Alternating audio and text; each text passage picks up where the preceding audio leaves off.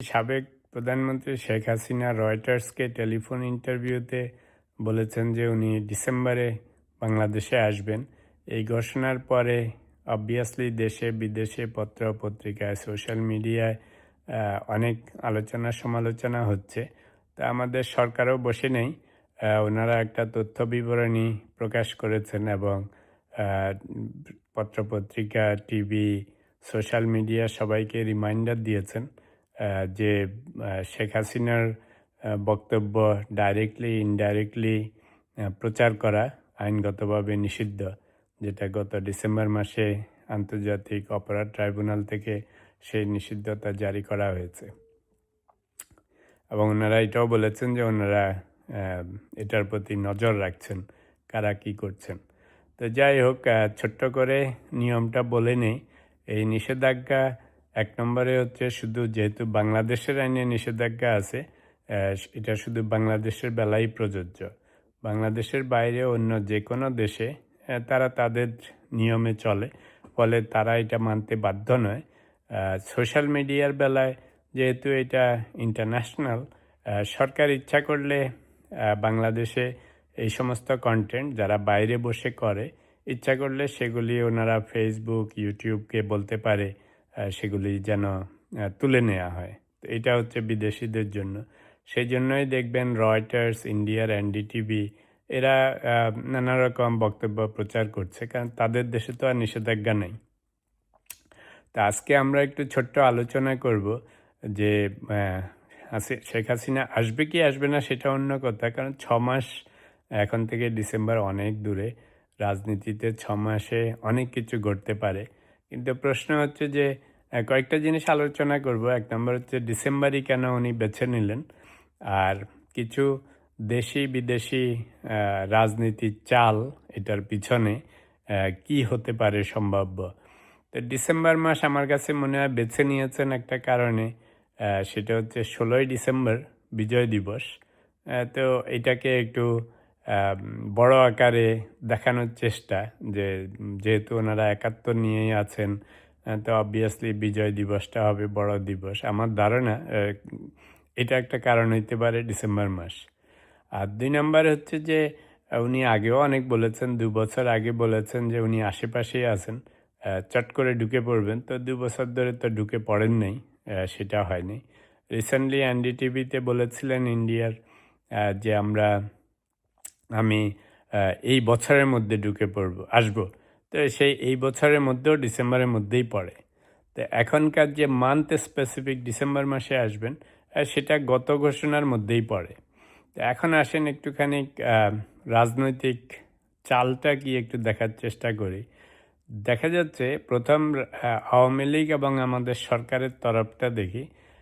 আওয়ামী লীগ দেখতে পাচ্ছে যে যখনই ওরা কোনো ঘোষণা দিচ্ছে, যেমন ওদের প্রতিষ্ঠা বার্ষিকী উপলক্ষে বা অন্যান্য অকেশনে, ওরা যখন যুবলীগ, ছাত্রলীগ এরা যখন টুকটাক মিছিল মিটিংয়ের কথা বলে, তখন সরকার অবভিয়াসলি পুলিশ, আর্মি সব নামাচ্ছে। ওরা করুক বা না করুক, কিন্তু সরকার প্রিকশন নিচ্ছে। এটা হচ্ছে একটা স্ট্র্যাটেজি, মানে ওরা যে আছে সেটার এক্সিস্টেন্স জানানো। আর শেখ হাসিনার এই ঘোষণাগুলি দেওয়ার আরেকটা উদ্দেশ্য হতে পারে যে উনি এগুলি যখনই বলেন তখনই ওনার দলের নেতাকর্মীরা চাঙ্গা হয় যে আপা আসতেছে। তো ফলে ওনার যে লিডারশিপ, আবার ওনার দল যে আছে, সেটা জানান দেওয়া হচ্ছে, এবং সরকার, জামাত, এনসিপি, কারণ উনি ওখান থেকে একটা বক্তব্য দিলেই এরা রিয়াকশন দিচ্ছে। তবে ইন্টারেস্টিংলি এবার শুধু এনসিপির নাহিদ ইসলাম বলেছে এই গতকালকের ঘোষণা শুনে যে আসলে ফাঁসির রায় কার্যকর করার জন্যই উনি আসতেছেন, এরকম কি জানি একটা বলেছে। কিন্তু জামাত আর বিএনপি সরকারিভাবে কিছু বলেনি, কোনো রিয়াকশন দেয়নি। তো এটা গেছে শেখ হাসিনার ওনার দলকে এবং ওনার নিজের নেতৃত্বকে বাঁচিয়ে রাখার একটা রাজনীতি হতে পারে। 2 নম্বর আসেন একটু ভারতের দিকটা দেখি। ভারতে যদিও উনি আছেন, মনে হবে রয়্যালভাবেই আছেন, কিন্তু একটা জিনিস বুঝতেই পারতেছেন, ভারতেও ওনাকে যথেষ্ট কন্ট্রোল করে রাখা হয়েছে। অর্থাৎ ওই যে মাঝে মাঝে মানুষ বলে না উনি বেঁচে আছেন কিনা, কারণ ওনার কোনো অ্যাপিয়ারেন্স নাই, কোনো ভিডিও নাই, কোনো ফটো নাই। তো আসলে ওনার গতিবিধি নিয়ন্ত্রণ করা হচ্ছে। মানে ভারতীয় সরকার ওনাকে কিছু ইন্ডিপেন্ডেন্স দিয়েছেন, কিন্তু উনি কার সাথে কথা বলবেন, কোথায় অ্যাপিয়ার হবেন, কি ইন্টারভিউ হবে, সেগুলি ওরা কন্ট্রোল করতেছে। প্রশ্ন হচ্ছে এখন কেন টেলিফোন ইন্টারভিউ করতে দিয়েছে? তা আমার ধারণা রিসেন্টলি তারেক রহমান সাহেব চীন ভিজিট করে এসছে। তো মালয়েশিয়ার কথা বাদই দিলাম। চীন ভিজিটের ফলে চীনের সাথে অনেক চুক্তি হচ্ছে, মেমোরেন্ডাম অফ আন্ডারস্ট্যান্ডিং হচ্ছে, এবং অনেক কিছু হচ্ছে যেটা আমরা ভারতের থেকে একটু সরে যাচ্ছি সরকারিভাবে, জাতিগতভাবে। তো ইন্ডিয়া এটা তো পছন্দ করতেছে না। মানে ওদের ধারণা ছিল যে যেভাবেই হোক বিএনপির সাথে তো আগেও কাজ করেছে, প্লাস কথিত আছে যে ইলেকশনের আগে প্রধানমন্ত্রী তারেক রহমান সাহেবের সাথেও কোনো রকমের কিছু না কিছু তো কথাবার্তা হয়েছে, ডাইরেক্টলি ইনডাইরেক্টলি।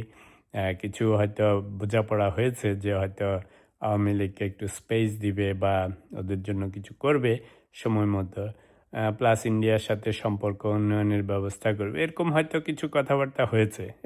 আমরা না জানলেও অনুমান করতে পারি। কিন্তু ইলেকশনের পরে রিসেন্টলি দেখা যাচ্ছে যে বিএনপি গভর্নমেন্ট খুব বেশি ইন্ডিয়ার সাথে দহরম মহরম করছে না। যদিও সিচুয়েশন একটু ইমপ্রুভ করেছে ইন্টারিম গভর্নমেন্টের তুলনায়, কিন্তু খুব বেশি তো মাখামাখি হচ্ছে না, পলিটিক্যালিও হচ্ছে না। তারপরে অন্যান্য জিনিস নিয়ে যে সমস্ত চুক্তি হওয়ার কথা বা যেভাবে ইন্ডিয়ার সাথে আমাদের রিলেশনশিপ হওয়ার কথা সেগুলি হচ্ছে না। প্লাস আমরা একটু চীনের দিকে ঝুঁকে পড়তেছি, যেটা ওদের জন্য একটা মনোকষ্টের কারণ।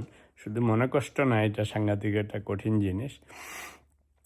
তো এমত অবস্থায় ইন্ডিয়া মনে করতেছে যে যেহেতু বাংলাদেশ মাঝে মাঝেই শেখ হাসিনাকে ফেরত চায় এবং আওয়ামী লীগের ম্যাক্সিমাম নেতা ইন্ডিয়াতে আছে, তো ইন্ডিয়া বুঝতে পারতেছে যে এই সমস্ত কারণেই তারেক রহমানের সাথে বা বিএনপি সরকারের সাথে আগে যে কিছু বোঝাপড়া হয়েছিল সেটার কোনো অগ্রগতি হচ্ছে না।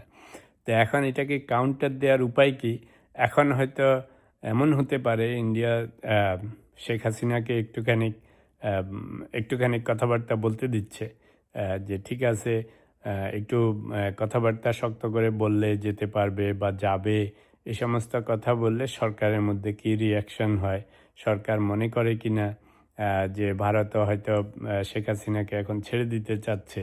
তো এই সমস্ত জিনিস করে দুটো হতে পারে, যে ভারতই হয়তো ইনডাইরেক্টলি শেখ হাসিনাকে একটু একটু করে ছাড় দিচ্ছে। কেন দিচ্ছে? যে শেখ হাসিনা কথাবার্তা বললে বাংলাদেশ গভর্নমেন্ট হয়তো একটু প্রেশারে পড়বে। কারণ আসুক বা না আসুক, ধরেন এখন ইন্ডিয়াতে এক দেড়শো আওয়ামী লীগ বড় রকমের নেতারা আছে, শেখ হাসিনা আছে।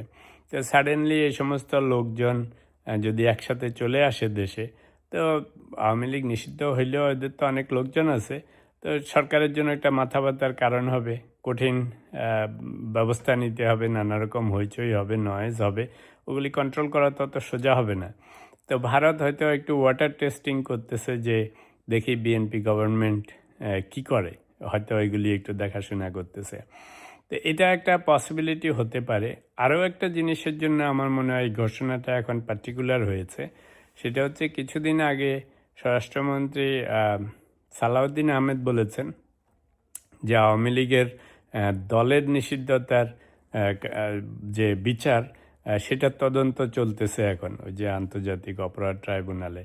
তো সেটাও যেহেতু ওনারা বলছেন যে দলগতভাবে এখন এটার বিচার টিচার হবে, তো এইগুলিকেও একটুখানি টাইট দেওয়ার জন্য হয়তো শেখ হাসিনা অ্যালোন অথবা ইন্ডিয়ার সাথে একটু মিলেমিশে একটুখানি হয়তো এখানে দিচ্ছে যে দেখি এরকম বড় বড় ঘোষণা দিলে কি হয়। তো এই সমস্ত নানা জিনিস ঘটতেছে একসাথে। আবার জামাতের ভাবসাব তো কোনো সময় বোঝা যায় না, ওরা তলে তলে সবার সাথেই আবার খাতির করে। এনসিপি যদিও শক্ত করে বলেছে, কিন্তু আবার আপনারা দেখেন যে এনসিপি প্রায় আওয়ামী লীগের বিভিন্ন নেতাদের ঘরে ঘরে মাঝে মাঝে ধর্ণা দিচ্ছে, মিটিং মিছিল করতেছে। তো তলে তলে ওরাও আবার কি করতেছে কিছুতে বোঝা যাচ্ছে না। তো ওভারঅল যদি সামারাইজ করেন, আমার ধারণা তিনটা জিনিস। একটা হচ্ছে ডিসেম্বর মাস যেহেতু বাংলাদেশের বিজয় দিবস, তো ফলে ওটা একটা বিগ মাইলস্টোন। সেই সময়ে বললে একটু মনে হবে জানি হুলস্থুল হবে তখন, যেহেতু বিজয় দিবসের মাস, সেজন্য হয়তো ডিসেম্বরের কথা বলেছে। আর নিজের অস্তিত্ব বজায় রাখার জন্য, দলের লোকজনদেরকে চাঙ্গা করার জন্য এই যে আমি আসতেছি কিছুদিন পর পর বললে, তখন মনে হয় যেন I am still in control, এটা একটা হতে পারে। আর ৩ নম্বর যেটা বললাম, ভারতও হয়তো ওনাকে একটুখানি ছাড় দিচ্ছে, যেহেতু বাংলাদেশ একটু বেশি চীনের দিকে ঝুঁকে যাচ্ছে। ভারতের সাথে ধরেন এখন পর্যন্ত কোনো প্রধানমন্ত্রীর ভিজিট হয় নাই, কিছু হয় নাই। ভারতে ইন্টারনালিও ওরা মনে করতেছে শেখ হাসিনা বা আওয়ামী লীগের নেতাকর্মীদেরকে এখানে রেখে দেওয়ার জন্যই বিএনপি গভর্নমেন্ট খুব বেশি ওদের সাথে মাখামাখি করতেছে না। তো ওরা ভাবছে যে দেখা যাক, একটু পুশ অ্যান্ড পুল খেলে দেখি, যে শেখ হাসিনাকে দিয়ে একটু থ্রেট দিয়ে দেখি যে শেখ হাসিনা নেতা নেত্রীরা আসবে, তাহলে বাংলাদেশ গভর্নমেন্ট ভয় পায় কি না। অথবা যদি অবস্থা ওরকম হয়, তাহলে বলতে পারবে যে শেখ হাসিনা তো আসতে চাচ্ছে, আপনারা তো নিতেই চাচ্ছিলেন, তো এখন সে তো নিজেই যেতে যাচ্ছে, তো নিয়ে যান, আমরা তো আর আটকে রাখিনি। তো এরকম ধরনের নানা কিছু চলতেছে। বাট অতীত থেকে যেটা আমরা দেখতে পেয়েছি, যে এর আগেও উনি অনেকবার বলেছেন হ্যাঁ চট করে ঢুকে পড়বেন, সেটা 2 বছর হয়েছে। তারপরে এনডিটিভিতে বলেছে এই বছরের মধ্যে আসব, এখন বলেছেন ডিসেম্বরে আসব, এখন মাত্র জুলাই। রাজনীতিতে 6 months is a long time. তো সেটা আমরা দেখব কি হয়। তবে মনে হচ্ছে এরকম নানা জিনিস ঘটতেছে। তবে বলবো যে বিএনপি গভর্নমেন্টকেও ইন্টারনালি আপনারাও আপনাদের স্ট্র্যাটেজি ঠিক করেন, যে নিষিদ্ধ আওয়ামী লীগ সম্বন্ধে। আওয়ামী লীগের বড় বড় নেতাকর্মী ইনক্লুডিং শেখ হাসিনারা আসলে কি করবেন, কেমন করে সামাল দিবেন, হোয়াট ইফ সিনারিও আসুক বা না আসুক, কিন্তু যদি সত্যি সত্যি আসার মতো অবস্থা হয়, তাহলে কেমন করে কি করবেন সেটা স্ট্র্যাটেজি ঠিক করেন। আর যদি না আসে, তাহলেও কি করবেন সেটাও ঠিক করেন, যাতে আপনারা you don't get caught off guard, যে হঠাৎ করে কি হয়ে যাচ্ছে। কারণ দুটোই সিনারিও হতে পারে, একটা হচ্ছে যে ওনারা আসতে পারেন, সারেন্ডার করতে পারেন, আরেকটা হচ্ছে যে এরকম মাঝে মাঝে হোক্স হবে, বলবে কিন্তু আসবে না। কারণ এক্সকিউজ বানানো তো কোনো ব্যাপার না।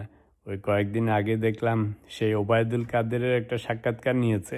তো এক সাংবাদিক ওনাকে বলছিল যে আপনি তো বলেছিলেন যে পালাবো না, পালাবো কোথায়, দরকার হলে মির্জা ফখরুলের বাসায় যাব, তো এখন তো পালিয়ে গেলেন, তো এইটার মানে কি? তখন ওবায়দুল কাদের বলেছে যে কৌতুক করেছি। তো ধরেন রাজনীতিতে এরকমই হয়। এখন বলেছে ডিসেম্বর মাসে আসবে, ডিসেম্বরের কাছাকাছি আসলে তখন আবার আরেকটা বলবে ওবায়দুল কাদেরের মতো। It is possible. তো তবে আমার সাজেশন সরকারের প্রতি, যাতে রিয়্যাক্ট না করে, বরং প্রিভেন্টিভ মেজার নেন। এখন যেমন কেউ মিছিল মিটিং করবে বললেই আর্মি পুলিশ নামাচ্ছেন, সেটা না করে যদি শেখ হাসিনা আসা না আসা বা ওনার নেতা নেত্রীরা আসা না আসা, দুটোই সিনারিওস, একটা হইলে হয় আসবে অথবা আসবে না। তা আপনারা আপনাদের স্ট্র্যাটেজি ঠিক করে রাখেন যে আসলে কি করবেন আর না আসলে কি করবেন। তাহলে যেই সিচুয়েশনই হয় আপনারা পুরোপুরি রেডি থাকবেন সেটার জন্য।